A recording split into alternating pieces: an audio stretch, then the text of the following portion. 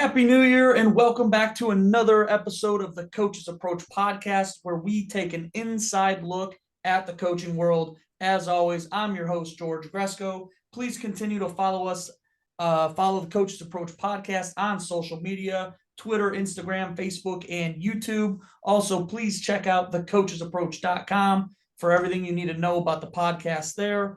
Also, don't forget this Sunday we start back up with max speed football training sessions out of Force Sports in Eastlake from 7:30 to 9 p.m. every Sunday, available to all positions, middle school and high school kids, and it's only $10 at the door. Before we get started, I need to shout out my presenting sponsors: Coach's Dry Rub, the All-American Rub. Lay it on thick until it sticks. Get your own bottle at tombaskitchen.com. I have a few bottles right next to me. The stuff is phenomenal. Anthony's Family Restaurant in Eastlake on the corner of 91 and Vine Street, where together is our favorite place to be. Open for dine-in, carry-out, and curbside pickup. Last but not least, G&G Printing. Get your custom apparel printed in 7 to 10 days or less. Dominate your design. Season 3, Episode 8, No Fly Zone. We welcome the defensive the defensive backs coach from Shelby County High School in Kentucky, Coach Ryan Montgomery. Welcome to the show. Appreciate it, man. Thanks for having me on. Man, I really messed that opening up. Defensive It's defensive okay backs. to give me the DC title. I was like, ooh, Yeah, there you go. Yeah, I was gonna say I might have pissed some people off there, but Coach, let's start off and kind of how you got your start in coaching. Go ahead and tell us. Truthfully, it's an awkward kind of thing, but I actually got my coaching beginning down in the Bahamas, Freeport, Grand Bahama Island. I can't remember the year, but it was a couple of years after I got done playing college football. My mom, Dr. Lalisa Anthony, had formed American style football down in the Grand Bahamas. She was actually a part of the IFAF. I mean, you had a gentleman on here before that competed in the World Games. Well, that same year, my mom put together I guess a national team down in Freeport, Grand Bahama, and so myself, some of my college teammates, and some other people, we were a part of, jumpstarting that. And the cool thing is, I was able to actually travel with the team, and when they competed against Panama and different countries, and that first day of going out there and running the young men, as far as like just getting acclimated to the heat and wearing helmet shoulder pads, I was like, this might be kind of cool. Right. So we went and competed, played against Panama, everything like that. And then some odd months later, I got a phone call from the head coach of Camp McKinley at the time, Ryan Johnson. He's now the head coach at at Salem High School in Salem, Ohio. Okay. And he had a particular student athlete on the football team that was near and dear to me, which was my little brother, my youngest brother at that. And he was like, hey, what I'm saying, you should think about coming back to the United States. We got your brother on the team. Might be a good deal for you to come back. And I was like, no. So for the first, I don't know, 4 or 5 months, I pretty much turned it down, went back to the Bahamas, just had fun. But I came home, I think during the spring, and I can't even tell you what happened, how it formulated, but I said yes. I had to sit down with my brother, had to sit down with my mom, had to sit down with my dad and everybody, and my youngest daughter, my oldest daughter, I should say, because she's like my assistant coach Right. at the time, Rihanna. And so I asked her about, hey, what did you think about came back home and became a football coach? And obviously at the time she was a baby, so she really didn't care. She just shook her head. But and it turned out to be one of the best decisions and the greatest decisions I've ever made. So I was a receiver coach at my alma mater, Camp McKinley High School, Canton, Ohio. And I was there 4.5 years, something like that. Left there, went to Columbus, coached under Keith Demme, the Columbus, Ohio great Keith Demme. Coached with him at Columbus South. Then I took a year or two off and did nothing but just corporate world. They got a phone call again from my alma mater, Camp McKinley, and this is when they merged the high schools between Camp McKinley and Timken. Yeah. And the head coach at the time was Dan Reardon, and his main focus was, pretty much bringing back as many qualified and quality guys that played at McKinley from the city of Canton. And I came home, joined the staff, had great success, and then lo and behold, I got another phone call from down here in Louisville, Kentucky.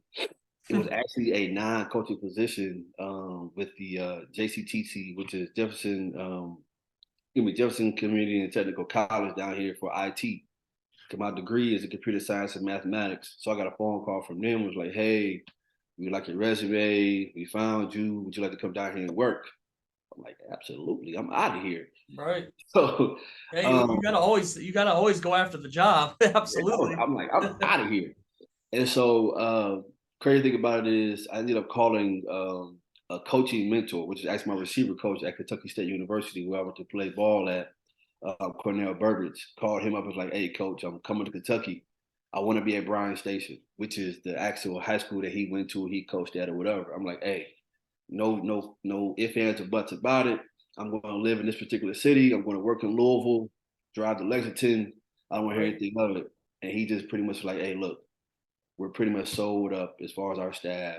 You know what I'm saying? Yeah. You don't know Kentucky like that. Go coach in Louisville, get your feet wet, and then we'll figure out from there." And so I went around and did a couple of interviews at particular schools, and went to Fern Creek High School, Louisville, Kentucky. The head coach is Josh Abel. Went there, and instantly felt like back at home. Like truthfully, no joke. I actually brought down two young men of mine that I used to coach, Terrence Burt and Jeff Richardson, and brought them down, and we were walking the hallway before my interview and just talking. And they're like, "Man, this is like being at McKinley."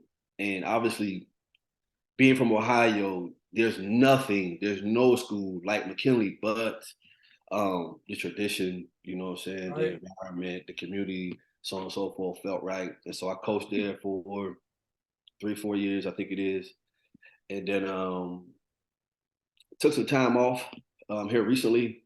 And then the head coach at Shelby County High School, Marcus Harris, he gave me a phone call. Was like, "Hey, you're teaching," because I was teaching in Louisville. I ended up leaving the job at JCTC, ended up becoming a teacher, and so after that, I took a job at Shelby County High School, with the principal, Miss Margot Wishman. And after me taking the time off, Marcus gave me a call like, "Hey man, look, you're in the district. You know what I mean? I'm the new head coach. What you think about coming and joining my staff?" No.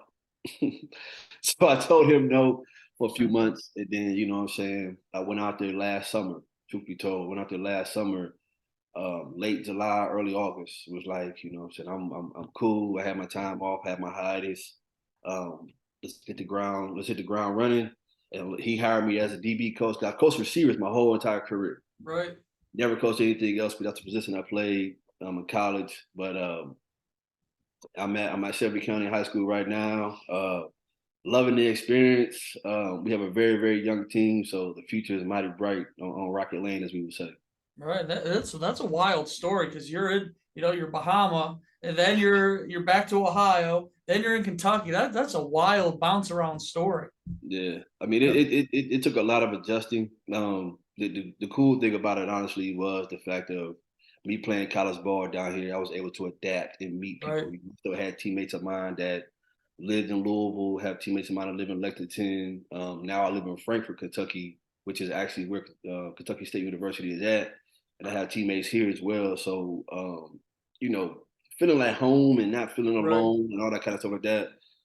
It didn't happen as much, but I did have to adapt to Right. And Ohio football right. compared to Kentucky football. Right. The crazy part is you left Bahamas to come back to Ohio. I'm like, what is wrong with you? Yeah, there's a there's an underlying story to that, but you know Yeah. what I'm saying, the main thing about it is again, it was a decision that needed to be made, Yeah. and I thank Ryan Johnson for calling me at the time that he did, Right. an opportunity, because I coached some great young men.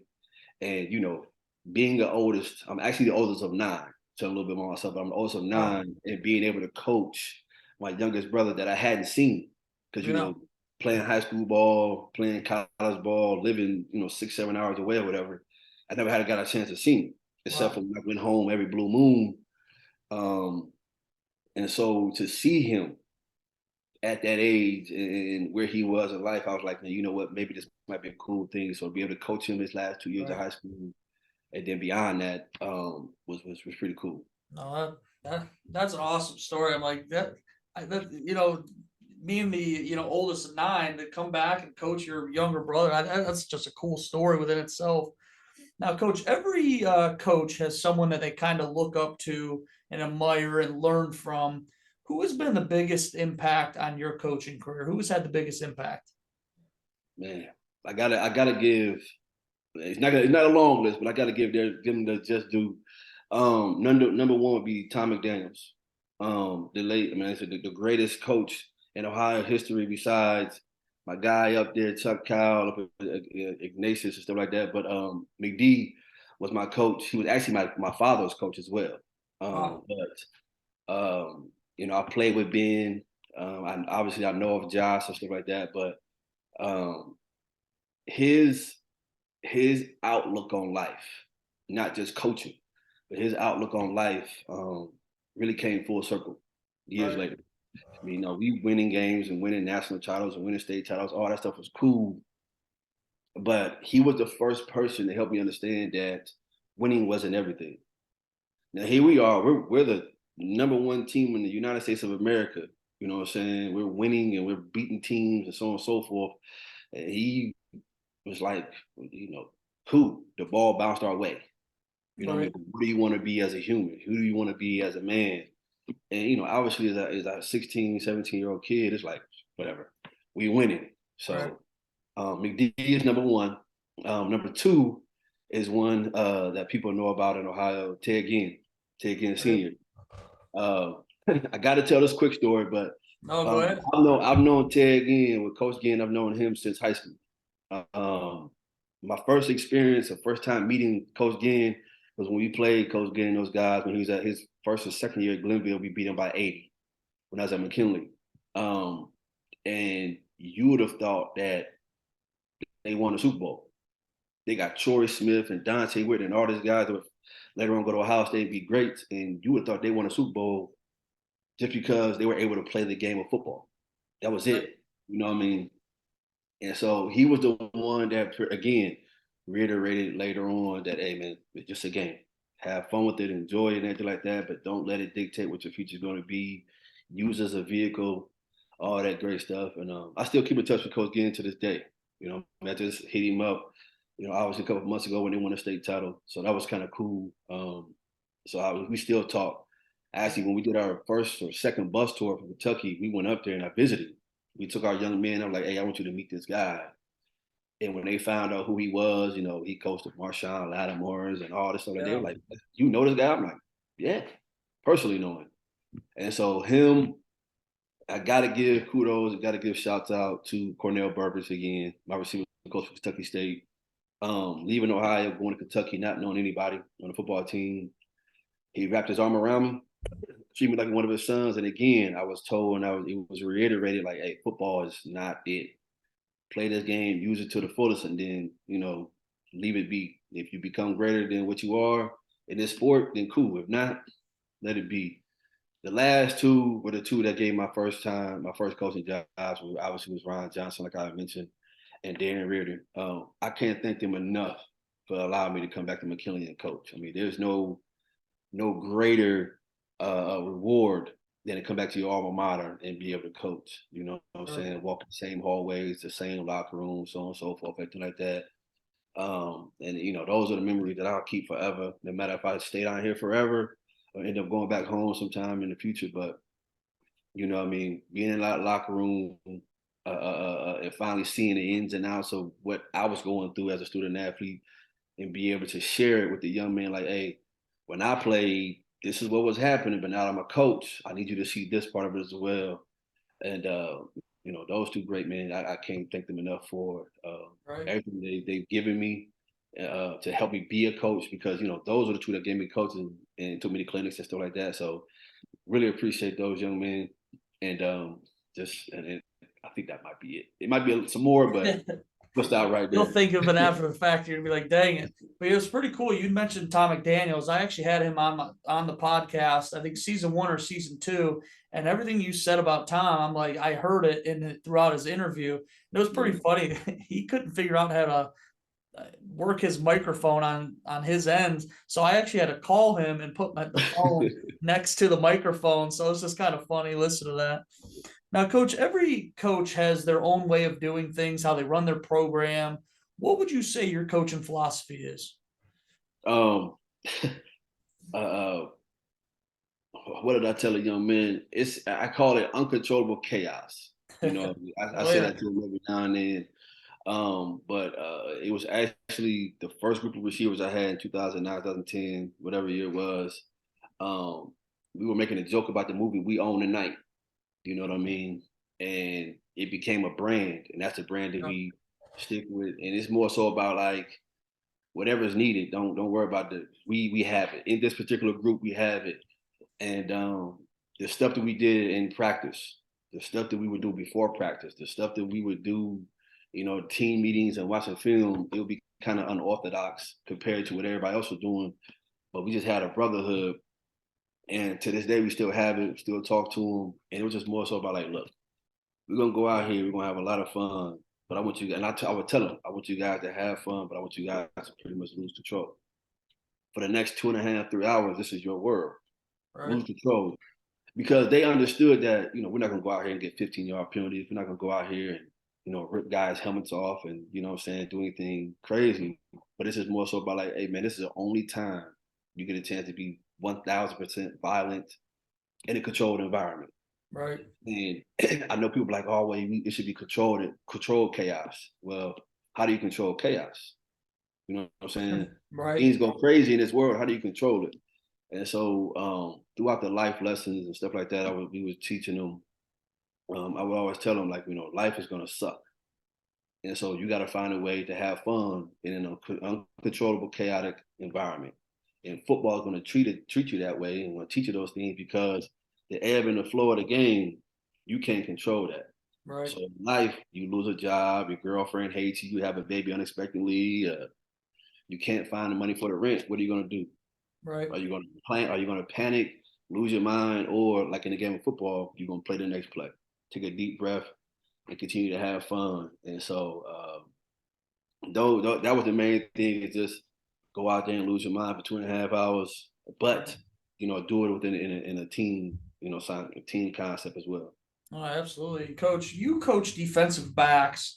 I think playing defensive back right now in today's game, everyone's spread out, throwing the football around. It's probably the hardest position. And I played quarterback growing up, but defensive back is probably the hardest position in football right now. Absolutely. What kind of things do you look for when you're coaching your DBs, and what do you kind of just look for and want in your DBs? The number one thing is you got to have a short memory.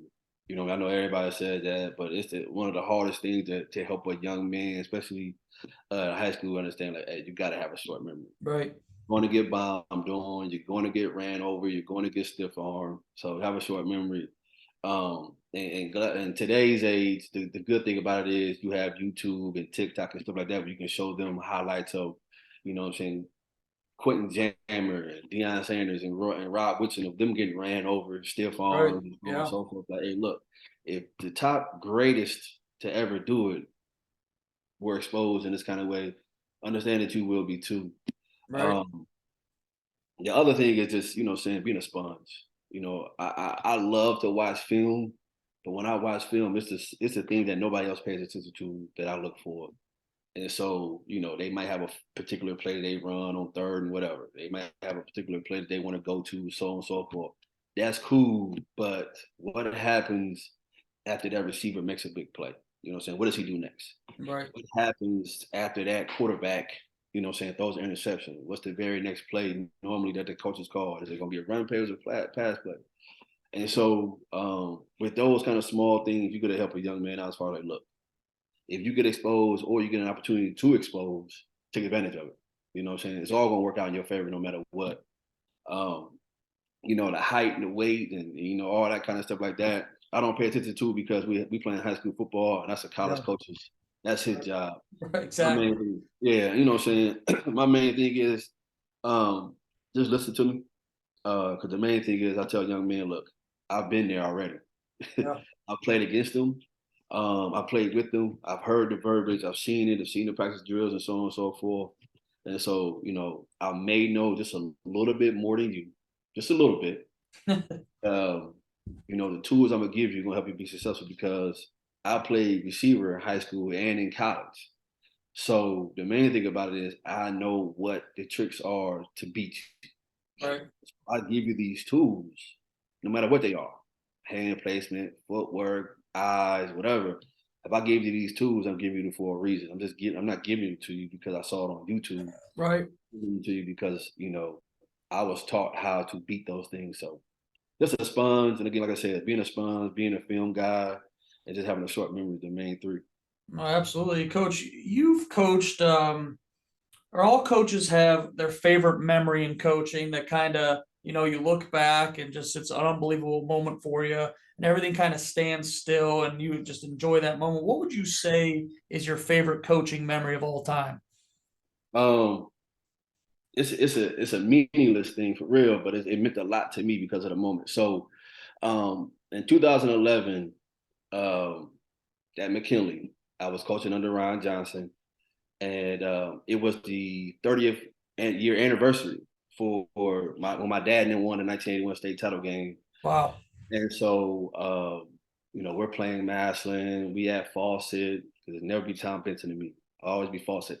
But we're at Fawcett, and obviously, the home locker room is the Frank Turk Alberto locker room that's been there since Yeah. I was in high school.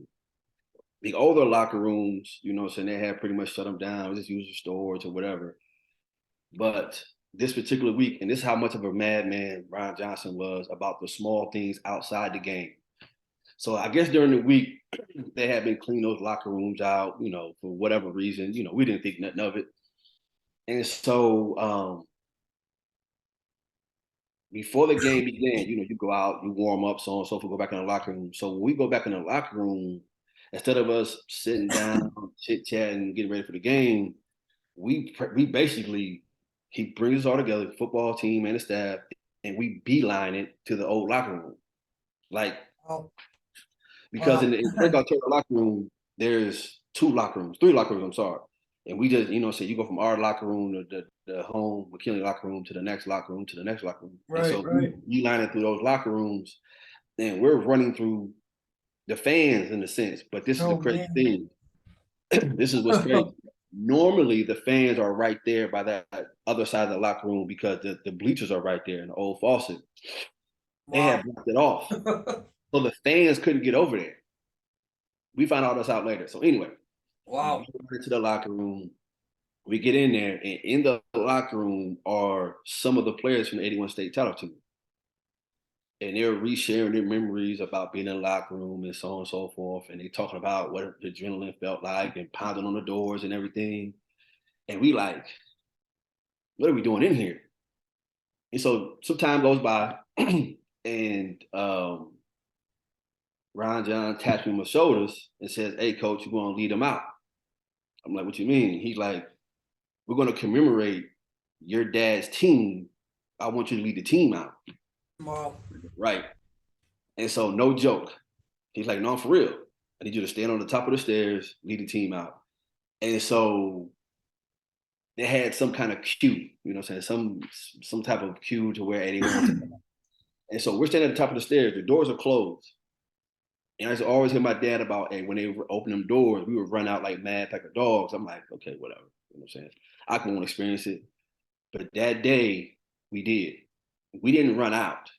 It was so emotional and so wild, man, that when they said over the loudspeakers, and it was something like, and now today to commemorate the 1981 state title team, so on and so forth, whatever the announcer said, they pretty much said, and the Bulldogs are going to come out the original home locker room, and the crowd went crazy. And we Wow. walked literally all the way around, you know what I'm saying, and then to the sideline. And that's the game that we actually beat Massillon in the last couple of seconds when Tyler Foster Wow. scored the fake option right up the middle. And He became a great player after that. And I'm gonna say it the right way.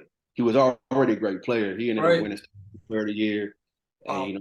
we had a phenomenal team. We played against the Gary Allen Conleys of the world, stuff like that. But that was probably the most emotional game because, truth be told, man, for the first half, I was out of it. I couldn't tell Right. you one play from the first half because I was still thinking about coming out that locker room, and then I think it kind of affected us as coaches because we really didn't get going Right. um, until the second half. Obviously, like I said, obviously we ended up winning the game. Great game, Yeah. very very emotional. And so that was probably my biggest and most fondest memory right there, coaching so And that far. and that just goes to show you how emotional of a game football is, especially you're running out for your dad's championship team. I mean, right there, that gave me goosebumps when you said it. I'm like, that right there that's the good stuff what football brings to people. But coach, I'll tell you this right quick. What's crazy is nobody else knew about it. yeah, The band, the cheerleaders, and everybody else were lined up at the old locker room. right. So we had to walk. It was we had to walk almost like in a Z in a tunnel phase to get around and go through them. I mean, Wow. it was pretty special, man. So I loved it and I appreciated that opportunity. Yeah, for sure. Now, coach, you're also involved in many high school football camps and clinics around many different areas for high school kids. What are some things athletes and their families should kind of be looking for when attending these camps? Um, Depending on the camp, you have the third party camps, you have the obviously the July, I'm sorry, but the June camps with the college coaches and stuff like that. Um, what I recommend to parents, because we have our own camps, and I'll tell you here about that here in a second. If you get an opportunity to call the person, the director of a third party camp, and ask questions, do so. Because it's an investment. You're investing your time, you're investing your money, and so on and so forth. No matter if you're traveling from, I'll use Cleveland. I don't care if you're traveling to Warrensville or the Shaker. You're still putting gas in your car. You're going over the Yeah, case might be. So if you're gonna do that, excuse me, if you're gonna do that, then you get a chance to talk to whoever is putting the camp on. Talk to them. Because there's a lot of camps out here that are meaningless, and we can all say yeah. that. We all Oh yeah. know it. Young people out here paying $200-300 to do these great things, but they get nothing out of it except Right. for a dry fit T-shirt of that. You know what I mean? And I thank you for showing up, and see you next year. Yeah, they time you're 40 and we'll see you we'll see you Yeah, later. they get all your measurements, do Yeah. all that stuff like that, and don't do anything with it. You know what I'm saying? It's just in their database, and oh yeah, we're gonna send out to college coaches, not realizing like they really don't send the information out to anybody. Yeah. And so that would be the biggest thing. If you get a chance to talk to whoever is putting on the camp, call them. Don't email them because anybody can say anything through an email. I Yeah. can I can I can have my 6-year-old daughter type up a nice pretty email response. So Right. get a chance to call them and ask them questions. If they can't ask questions, they're gonna assist to ask the questions. Um, Another thing, the main thing is, um, and this is gonna seem kind of weird, but truth is the truth. If you go to a camp, man, lose expectations. Go have fun. Right. Because young people, they go to camp like, man, I'm not going to that camp because they're not giving out scholarships or they're not giving out stars or they're not doing whatever the case might be. Lose the expectations. Just go have fun. Right. Because if you go in there and Hicks will tell you the same thing, if you go in there with tunnel vision of, hey, this is what I'm going to do. I'm going to be A, B, and C. You're going to miss out on an opportunity because you're going to mess up when you're not supposed to. You Yeah. may mess up during stretching. You may shake somebody's hand wrong or whatever because you're so focused on the stars or you're so focused on the scholarships that you forgot about the personal part of saying Yeah. hello to a coach. And so have fun. And another thing is take pictures, man. Yeah. You know what I mean? You go to a camp like Hicks. We came up there last year when they had the camp at the Cleveland Brown Stadium. We Yeah. bust up however many kids from Kentucky for that camp. You know what I mean? Come on now. How many of those young men will ever play pro football? Right. How many of those young men will have the opportunity in high school? You know what I mean? Whether they play through Ignatius or St. Ed's or Glenville, whatever the case might be, to play in that arena because of whatever reason. Like those opportunities are slim to none nowadays. So my thing is, though, when you go to these camps, yeah, it's cool to take pictures with the coach. Yeah, whatever. You know what I'm saying? But take pictures with your family if you can. Yeah.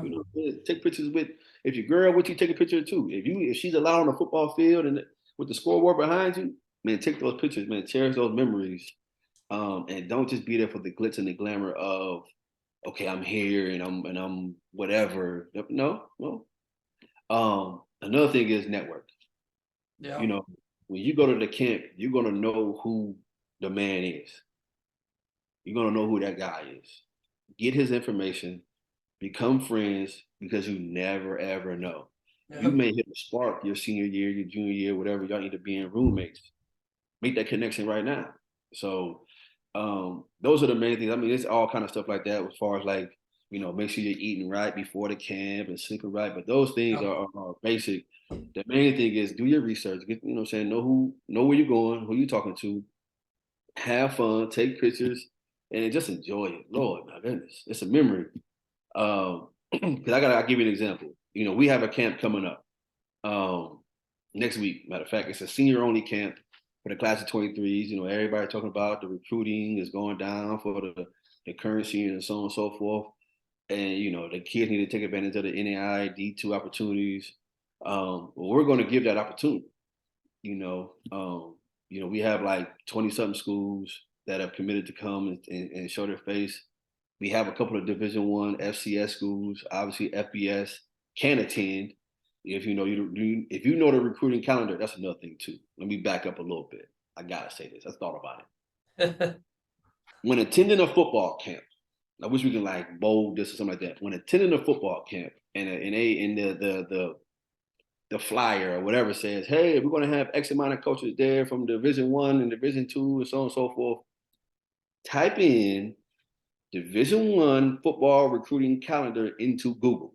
Right. And see what the Dude, date is. see the date. And it tells you dead period, contact period, so on and so forth. If that football camp is, hypothetically speaking, that football camp is January 3rd and it's during dead period and they say they're having college coaches, Right. come on now. Yeah. Come on now. You know what I'm saying? And that's one thing that we do that to the fullest. You know what I'm saying? Like I said, this year the recruiting calendar is being generous to where there can be FCS schools that show up to our camp, on January 15th. Will they be there?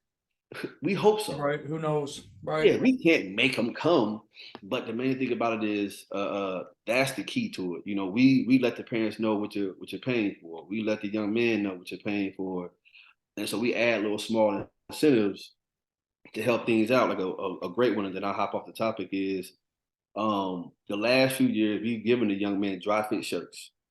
You know what I'm saying? And the number be on the back 151, 142 or Yeah. whatever. Well, if you don't have the roster sheet printed out in time, some of those college coaches can't find that young man. They gotta walk up to him and find out who he is, so on and Right. so forth. Well, we've eliminated that. We're gonna eliminate that this year to where the young men are gonna wear the game jerseys. So you use Cleveland Heights as an example. You know what I'm saying? You guys have that the quarterback young man. Yeah. You know what I'm saying? Just hypothetically, he's number 4. You know what I'm saying? Cleveland Heights. On the front of his chest is gonna say Heights. On his stomach and on his back is gonna say number 4. So Right. that way when they walk in there, that's the kid we just watched last week. Oh, that's a So great. That's a great idea. It's super you easy know, for coaches. Oh, he's Cleveland Heights, number 4. Boom. exactly. That's good. I Because like they that. got a list of kids, so they've been watching film on that are probably still available. And Right. if they come to the camp and they like, okay, we're going to be in Kentucky for this camp. So 9 times out of 10, majority of the kids might be from Kentucky, Ohio, Indiana, whatever. And so when they come in and they see they got on game jerseys, okay, let me pull out my list that I got on my phone. I ain't worried about his list. I Right. got my list, you know what I'm saying? Okay. Shelby County High School, number 77. There you go, right there. Okay. I can walk up to that kid right now, right? He's getting height and his weight. Yeah. Make sure it matches to what he sent us. Now it's more so about like, okay, go perform. He did 1 drill, 2. Hey, come here, young man, because everything matches up. And so those are the small things that we present, that we give, and stuff like that. Because, and again, our camps are affordable. Just like with Hicks, because we had this conversation. Our camp is $40. Right. That's it. You know what I mean? And because we don't eat off of it. Right. We're a nonprofit, as far as our, saying our nonprofit or whatever case might be, and we don't eat off of it. So for you to pay X amount of dollars for our camp, I mean, we don't need all that stuff. Right. Right. But those are the main things. I mean, like I said, just find out what you're paying for, find out who's running it, see if you can trust in that person, maybe even ask about who their team is, again, make memories, take pictures, have fun, and just do the right things. And who knows, man? I mean, Jesus, just have Right. fun. Right. Just have fun. That's what it's all about in the end anyway. Yeah. Now, Coach, let's talk a little bit about HBCUs. For those people that don't know, HBU stands for Historically Black College and Universities. Can you hit a little bit about the truths and falsities about HBCUs? All right. So I went to Kentucky State University, which is a black college down here, Kentucky in Frankfort, Kentucky. There's two of them here. We're the only one that plays, pretty much all the sports. The number one thing about HBCU that people need to understand is there's no difference in education. Right. I'm saying you don't, and I'm not even being funny, but you don't have black only professors. Right. The walls aren't painted, black. There aren't black books. There aren't, what I'm saying? So when people think of HBCUs, they think of like, something that's not realistic as far as an education, as far as degrees. But then you hear about the Howards and the Hamptons as far as the medicines and the laws, and you hear about the Morehouses when it comes down to the prestigious actors and so on and so forth. And it's just like, yeah, you got Johnson C. Smith, my man out there playing golf, and you got North Carolina A&T and stuff like that. And so the biggest falsehood is you can get a great education at an HBCU because a lot of HBCUs partner or network or collaborate or how you want to look at it with different schools. Like for instance, K-State, quote unquote partners as far as their engineering department with the University of Kentucky. I know that firsthand because one of my teammates, he went so far in the engineering program at K-State and then ended up getting, I guess, a free ride or however it works out to UK to finish up his degree. But he still got a degree from Kentucky State University. You know what I'm saying? And so that's one of the biggest falsehoods. Like you can get a great education from them schools. HBCUs are not part of schools, no matter what you see, you hear, because they see the big homecoming. Homecoming is one weekend. Right. It doesn't go past that. And one thing people really don't understand about homecoming is right before either finals, depending on where you're at, depending on when the game is, or midterms. So once that party ends on Saturday night, Sunday afternoon, or whatever the last party is, hey, we back in the library. Right. So that's one of the biggest falsehoods besides the obvious I'm about to touch base on. But the education part of it, man, it's the same. And obviously college is what you make it. There's no difference between, I give this Ohio example. There's no difference between University of Dayton and Central State. There's no difference Right. between Wilberforce University and I don't know, Ashland University. There's no difference except for the label of it being a PWI or HBCU. Sure. Because Ashland is a small school, Capital University in Columbus is a small school, Central State and Wilberforce is as well. So their class sizes are going to be in between, 8 to 15 or 8 to 20 or 10 to 25 or whatever the case might be at those schools. Same thing if you go to the Division I level, the Jackson States and the FAMUs and the Bethune-Cookman and so on and so forth. Your class size is going to look the exact same as it would if you went at, I don't know, UT Martin, University of Tennessee Right. Martin. There's no difference. It only becomes a difference when you go Power Five, O State, Michigan, so on and so forth. Another thing that people don't know, it's a falsehood, is HBCUs offer scholarships as far as athletics as well. Right. D2, D1, and their NAI. What people don't know is there is no Division III HBCU in the country. None. Wow. I'm saying there's none at all. It's I only didn't even know that. I didn't know that. there's only Division I, Division II, and NAIA. Now Wow. the D3, I think it's only like one or two. I gotta look it up, but it might not. They might have went NAI or D2, but they used when I was in school. I can't remember the name of it, but there was one, and it was just more so like I think it was like I don't know some type of equestrian thing. I don't think they even played all the athletics. So that's another falsehood. You can get a free education, literally a free education at HBCU, just like anywhere else, as far as money goes. Now, the truth, HBCUs do not recruit like your Mount Unions. They don't recruit like your Walsh universities. You know what I'm saying? Your smaller schools. You know what I'm saying? I'm just using Ohio because we at home. They don't recruit like that. Budgets and so on and so forth. And so you have to make friends. And one thing I tell people is, you from Cleveland, I'm from Canton. If we're willing to drive all the way to Columbus, or all the way to Cincinnati to visit University of Cincinnati and talk to their coaching staff, then we can go over to Xenia and visit Central State and talk to their football staff. Right. You know what I mean? And people don't realize that it's the same. Like you're going the same distance, you're going the same place. You know what I'm saying? Call the coach up, email the coach, or whatever the case might be, because yeah, Ohio State might come to Heights, maybe. Who knows? But 9 times out of 10, you got to make a phone call to get them to come up there. Well, Central State, you got to make a phone call to get them to come up there. And I think when it comes down to the recruiting and seeing HBCUs in schools, being visible, whatever, people get frustrated because they're like, well, we don't see them. You know, they don't come to our school. Well, the number one thing is, have you built that relationship? Right. I mean, I'll give an example. What was the school, man? Ohio Dominican. Ohio Dominican. So obviously Cam McKinley, we had Cam McKinley at the time. Ohio Dominican didn't recruit McKinley at all. And you like, how you gonna not recruit McKinley? We got the best of the best and blah, blah, blah, so on and so forth. Right. So what do we have to do? We had to build those relationships.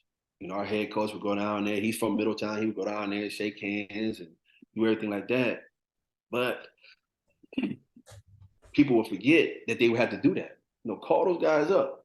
Taking a road trip to watching a Central State game is going to kill anybody. I'm in Kentucky now. Taking a road trip to watching Tennessee State, or taking a road trip to watching Kentucky State or Lane College, isn't going to hurt anything. It ain't going to kill anybody. But we're so in a box, coaches, period, to where we'll drive right past those schools. Literally drive right past those schools and those opportunities for our young men because, man, I ain't never talked to them. I never heard from them. Well, you ain't heard from Tusculum either. Right. You ain't heard from Carson Newman either. But you'll drive to Tennessee and you'll go visit those schools. You'll have those young men go to those camps when you pass Tennessee State, you pass Lane, in the same little box or whatever, you're going to pass up Alabama State, Alabama A&M, Kentucky State, so on and so forth, Miles College. And I'm like, see, if you're going to pass those schools, why not stop at them? And so the recruiting thing is a big truth. It is. You have to go and make friends. You have to build a relationship and make it happen. And I end with this as far as HBCUs. And another truth is, everybody asks, is homecoming really like that? Yeah, it is. And I tell people, it takes a special person, and it's the truth. It takes a special person to go to a HBCU. There's a lot of distractions. I mean, because it's a very, very culture friendly environment. Very, very. You know what I'm saying? You hear about Puff Daddy, you hear about, T.I., you hear about those guys and Lisa Ray and Denzel Washington and stuff like that walking around campus. True. I'll give you my story on HBCUs and how I had to separate the distraction from reality. Music Soul Child, before he was who he is now, walking around campus. Wow. Cash Money, walking around campus. You know what I'm saying? And this is after 400 degrees. So they walking around campus. David Banner, Denzel Washington, Wesley Snipes. Because truth be told, Denzel Washington's son, John David Washington, played for Morehouse. Well, I played against Morehouse. And so to see those guys. So yes, the truth about the distraction, the truth about being very, very disciplined, absolutely, man. Wow. Because you can get caught up and miss class without even realizing, because you'll be sitting there and the president of the university might be giving a speech, a very good one. Well, you got class at 11. You know what I mean? You got to go. And so, there's a lot of different distractions. I mean, but the thing is, though, if you do the math, there's distractions at every university. It's just more so about like, how you're gonna handle it, Sure. and can you handle it? So Now, that's my coach. Now, coach. You're an African American coach, and I asked this question when I had Coach Hickser on my season one. Have you ever experienced difficulties in the workplace or coaching world being an African American man? yes. Yes. There's not that many African Americans, male or female, that work with computers. Um, and so early on in and it goes with athletics as well. Early on in my I guess you say my working career, uh, you get questioned a lot, like, what school did you go to? What school is that? And how did you get your degree? And did you know what you're doing, and so on and so forth. So yeah, it's very difficult, very, very difficult, very, very challenging. As a coach, um, and again, I got to thank Ron Johnson for helping me maneuver around this. But as a coach, what I'm saying, depending on where you're at, you could be pretty much short-ended because it's like, okay, well, you only know one way. That's Right. it. What is that way? Um, and so when at McKinley, I was spoiled because I was spoon-fed information that I needed outside of football. It wasn't more so about like, hey, this is how you draw X's and O's, this is how you break down film and anything like that, because I knew how to do it already. But it's more so about like, this is the coaching way. This is what you need to learn. And what I'm saying, Ryan John did a great job of helping me understand that you're going to be challenged. And it has nothing to do with you playing ball, you not playing ball. You know what you're talking about, you not know what you're talking about. It'd be more so something outside of that. And so, still to this day, still to this day, there's challenges. Like I said, with the whole hosting football camps and doing bus tours and basically being an outsider to where I am. There's still challenges. A lot of people see you differently than what you are. And so, yeah, like you talked about Hicks. Hicks and I had a lot of discussions when he took his leap of faith when it come down to the football camp and stuff like that. And I just told him like, hey man, keep your pen and your pencil, keep a notepad close to you, a phone or whatever you want to, and write down notes. And it's Yeah. not so much to remember when you was told no, but remember how you can figure out that yes. Because in Right. every no, there's a yes somewhere in there.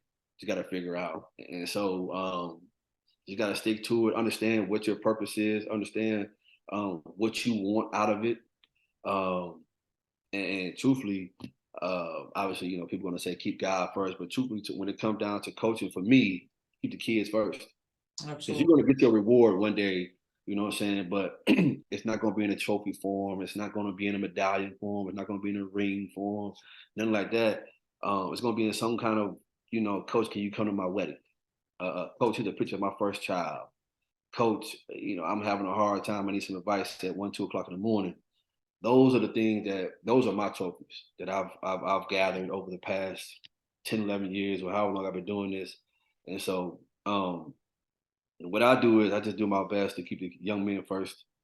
And when someone does quote unquote challenge me in the profession or whatever, just gotta remember what I stepped into, and then let the odds, what I'm saying, fall in my favor. Now, Coach, you also graduated from Canton McKinley. We talked about, and you played football at Kentucky State University.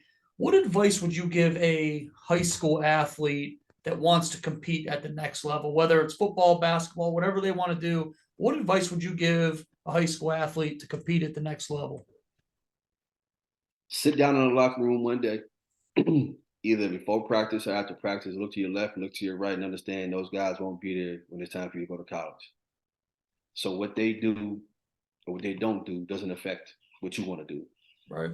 Um, if they want to skip weights, don't skip weights. If they want to skip film, don't skip film. If they want to party all night and we got school in the morning, you want to party all night, you've already made a commitment to get up and go run or whatever the case might be, drive yourself. Skip the party or whatever the case might be. Because too many of our young people nowadays um, fall victim to the influence. When we were growing up, it was peer pressure. Now it's more so about what you see on social media. It's like, oh, well, if so and so was able to drink and smoke when he was 18 years old and still go out and, catch for 100, throw for 300 or whatever, I can still do it. Right. No, no, not Yeah. at all. No, Not at all. you And got to be a so special kind of athlete to do that. I've heard the stories about Allen Iverson. You know what I'm Yep. saying? I've heard the stories about, saying Michael Irvin. I've heard the Yeah. stories about, Ladaine or LT, Lawrence yeah, Taylor. what they did. And it's like, saying you got to be a special human to do those things because those guys were the best of the best and they're still ticking to this day. And so the main thing is once you make a commitment to something, whatever it is, when it comes down to bettering yourself, stick with it. It's gonna be hard. You're gonna be challenged. Your friends are gonna want to leave you and you're lame and stuff like that. But understand, like I just said, look to your left, look to your right, and understand when it's all said and done, that they're your real friends, your real teammates, they're not going anywhere. I once we won a state title at McKinley, man, I almost became a loner. I started hanging out with the Mike Dawsons. I started hanging out with the Ben McDaniels, the John Lucius, and stuff like that because they're the best to ever do it in my eyes at that time. So what are they doing that I can do? Well, obviously I'm not 5'11", and I wasn't going to Ohio State, and my dad wasn't one of the greatest. My big brother, nah. But the thing is, though, their discipline and their efforts, pretty much came on me. And the main thing was just take heed to what you see around you. Everybody got their own brain. If you see somebody going left, that doesn't mean you need to go left too. It's Right. okay to turn the blinker on and go right. It's perfectly fine. And like I said, I became a loner, and it was boring. It was quote unquote lonely at times. But the thing is, though, when you have a core friends, real friends, um, they're gonna be in the bleachers. They're gonna be on the sideline. They're gonna be at your mama house on the porch after the game. They're gonna be right there when it's all said and done. And they already know, hey man, look, I appreciate I'm going to bed. And they're not gonna have an issue with it. Um, and then another thing is figure out who your friends are and who your buddies are. Yep. You know, I my man Austin Clopton, you know what I'm saying? I've known Austin Clopton. He's a coach at Akron East right now. I've known Clop since high school. And every time there's a situation or something like that, I call him up. That's a friend right there.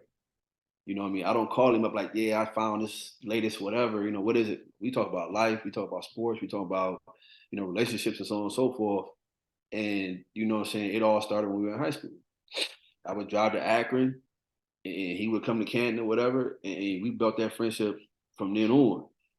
Where on the flip side of it, I had teammates that I couldn't get to, I don't know, hey, let's go to the mall. Oh, no, man, I got to go over so and so's house. You know what? You got it, man. You Right. know what I mean? So figure out who your friends and your buddies are and stay committed to, saying what you want. And when the bad times happen, keep going. Keep going. Absolutely.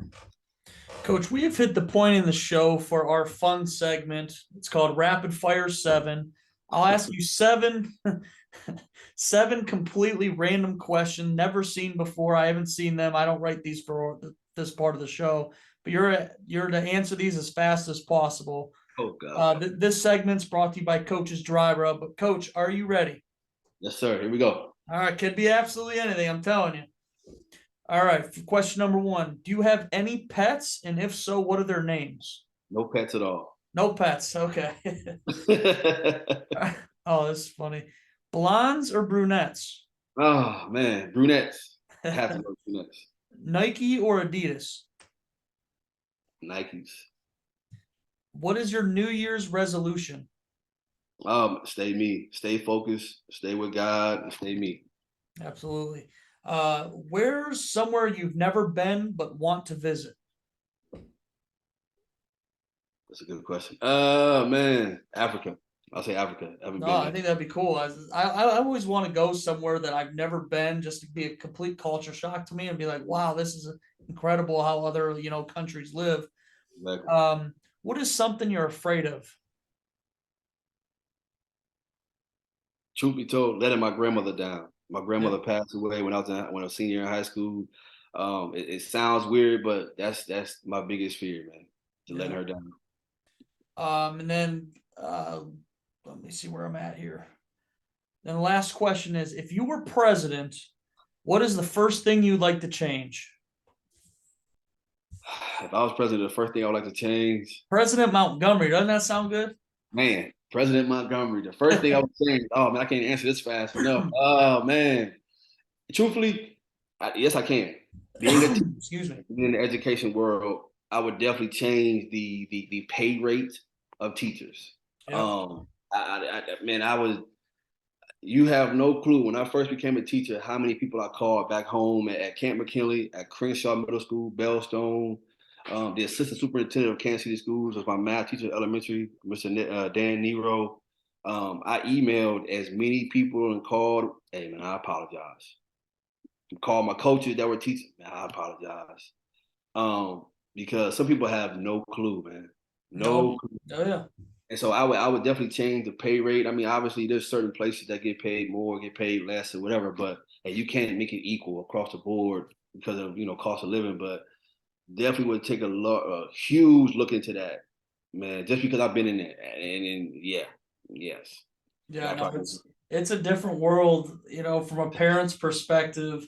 But the parent is not in the classroom with those kids. Completely different, and they're always going to side with their son or daughter. So it's just absolutely. I agree I'm with a, you. I'm a, I'm a, I'm a, I'm a father of a 16-year-old, and real quick, and I remember when she came home and told her mom, "Oh, my teacher doesn't like me. The teacher doesn't pick on me." This was like my first or second year teaching, a couple of years back, and I was like, "What?" And so we sitting there talking about it, and all I thought to myself was, "You did something." Yeah, right. No teacher wakes up in the morning like, that Greg kid, Lord, Yeah, I can't wait to get there and move his seat. right.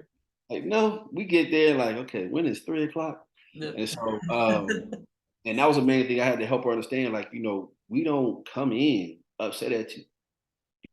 You dictate the day and Yeah. how it's going to go. We know you're excited because you're around your friends, but the main thing about it is, control yourself. So, yeah, boy, different. Funny. Coach, as we near the end of the show, I always ask this question to all the coaches that come on the show. Who is Coach Montgomery for the listeners and viewers who might not know you? Who is Coach Ryan Montgomery? Man, well, Coach Ryan Montgomery is a kid that grew up on the highways, and I say that respectfully to my parents, and mainly because we moved around a lot.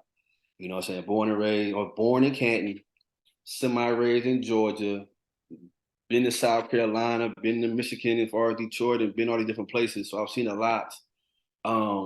And so born on the highways, um, and I'm not going to say come from the dirt, come from the mud, anything like that, because I didn't have a hard upbringing, but saw a lot, experienced a lot, and truthfully, um, that's the reason why I live the way I live and have the purpose that I do. Because obviously I can't, live every life for a young person, but because of the things I've experienced and I've been through, um, my main thing is to try to help the next person not have to go through it.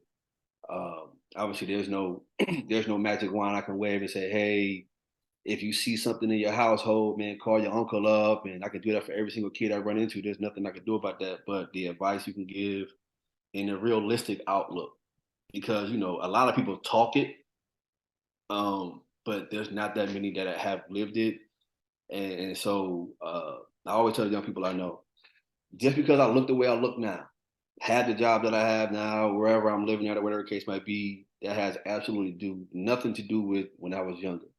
Because you hear the stories about the NFL guys and so on and so forth. Well, you don't have to make millions to be different. That's how I paint the picture. You don't. You just have to wake up and make a decision. And so I'm just a guy out here, man, trying to help make a change, make a difference.